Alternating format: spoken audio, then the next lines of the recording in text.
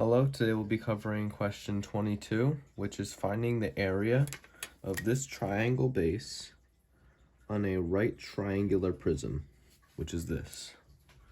Now, let's find the givens. The volume of the right triangular prism shown is 96 cubic centimeters.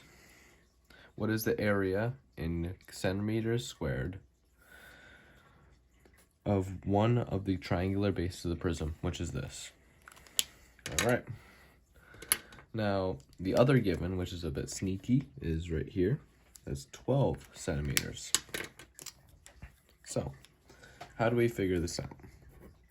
Well, let's write down the given. The given is volume is 96 centimeters cubed, and the length is 12 centimeters. All right. So in order to find out what the area is, we must reverse engineer the problem in order to find the volume. There's a formula for that, which is half the base times height times length equals the volume. Now, this may look like a lot, but if you think about it, this right here is the basic formula used to determine the area of a triangle. It's half the base times the height. So we can write this out as area. So in reality, this problem is now just area times length equals volume. And because we're solving for area, let's get it by itself. So let's divide both sides by length. What we do to one side, we must do to the other. So length goes over here as well. And these two cancel out. So it's area divided by, area equals the volume divided by the length. And so let's plug in the givens. The area equals the volume, which is 96 centimeters cubed, over the length, which in this case is 12 centimeters, giving us a total area of 8 centimeters squared. So is it A, 4, B, 8, C, 16, or D, 42? It's B. B, 8.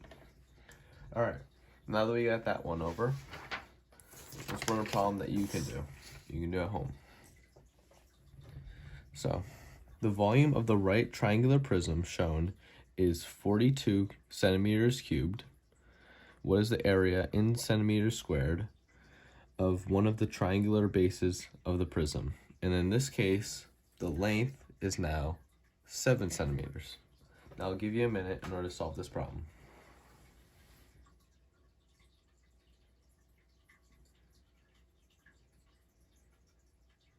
All right, now let's find the answer. So let's plug this in.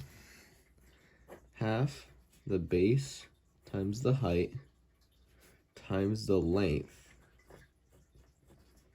equals the volume. This is just area times the length equals volume. And now let's get area alone. So let's divide each side by length.